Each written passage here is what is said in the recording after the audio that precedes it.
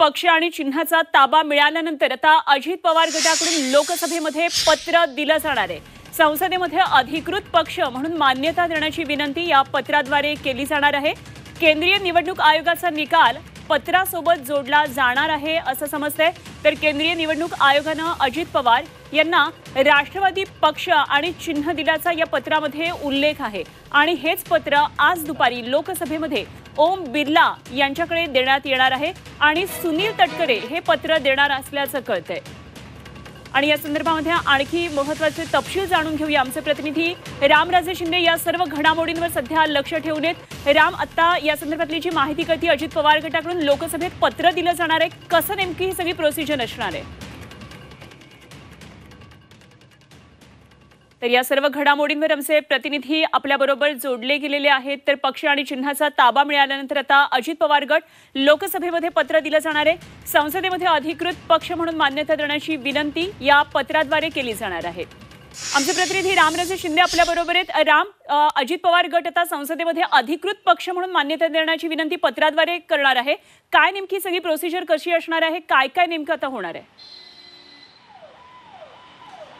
खरं तर लोकसभा आणि राज्यसभेतील सचिवालय जे आहे तिथे हे पत्र द्यावं लागतं आणि निवडणूक आयोगानं अधिकृत पक्ष म्हणून मान्यता दिलेली आहे अजित पवार यांच्या गटाला।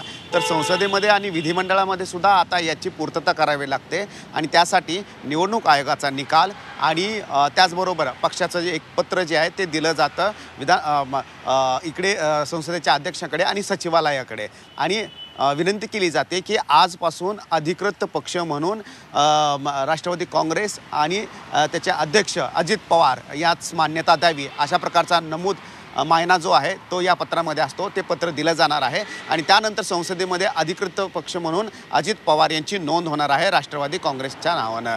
परंतु याचा फायदा असा होतो की एकदा अधिकृत पक्ष झाला तर त्याचा व्हीप जो आहे तो अजित पवार यांच्या पक्षाचा लागू होणार आहे। म्हणजेच की तो व्हीप सर्वांनाच पाळावा लागेल, मग ते शरद पवार असतील किंवा सुप्रिया सुळे असतील आणि इतर खासदार असतील, सर्वांना पाळावं लागणार आहे। आणि दुसरं म्हणजेच की संसदेमधलं जे राष्ट्रवादी काँग्रेसचं जे कार्यालय असतं ते मात्र अजित पवार यांच्या ताब्यात येऊ शकतं। जसं की यापूर्वी शिवसेनेच्या संदर्भात झालं की जे उद्धव ठाकरे यांच्याकडे कार्यालय होतं ते नंतर एकनाथ शिंदे यांच्या ताब्यात आलं होतं।